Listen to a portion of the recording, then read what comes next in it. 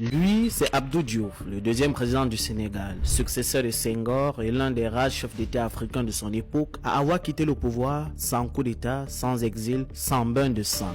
Voici son histoire. Né en 1935 à Louga au nord du Sénégal, Abdou Diouf est un élève brillant. Il étudie le droit à Dakar, puis à Paris, à la célèbre École nationale de la France d'outre-mer. Très tôt, il entre dans la haute administration du jeune Sénégal indépendant. À seulement 25 ans, il devient gouverneur, puis directeur du cabinet du président Léopold Sédar Senghor, dont il devient le protégé. Travailleur, discret, loyal, il monte vite. En 1970, Senghor le nomme premier ministre. Et en 81, lorsque Senghor décide, fait rarissime de démissionner volontairement, c'est Abdou Diouf qui devient président. Pendant ses 19 ans de pouvoir, Abdou Diouf incarne la stabilité. Il modernise l'État, défend la francophonie, ouvre l'économie et surtout, il tolère une opposition politique, ce qui reste exceptionnel à cette époque en Afrique. Mais tout n'est pas parfait. Les années 80 et 90 sont dures. Crise économique, austérité imposée par le FMI, chômage et une jeunesse qui commence à gronder. Il résiste mais le vent du changement souffle. En 2000, il affronte un homme au discours direct, populaire, audacieux, Abdoulaye Wade. Et contre toute attente, il perd. Mais au lieu de contester, de tricher ou de chercher à s'accrocher au pouvoir, il reconnaît sa défaite, il félicite Wade et il quitte le pouvoir. Un président qui part sans bruit. Proche de Paris, il deviendra ensuite secrétaire général de l'Organisation internationale de la francophonie. Sur la chaîne YouTube, j'ai fait un long documentaire sur l'histoire du Sénégal. Le lien est dans la bio. Pour ne rien rater des histoires d'Afrique, like, partage et abonne-toi. Merci.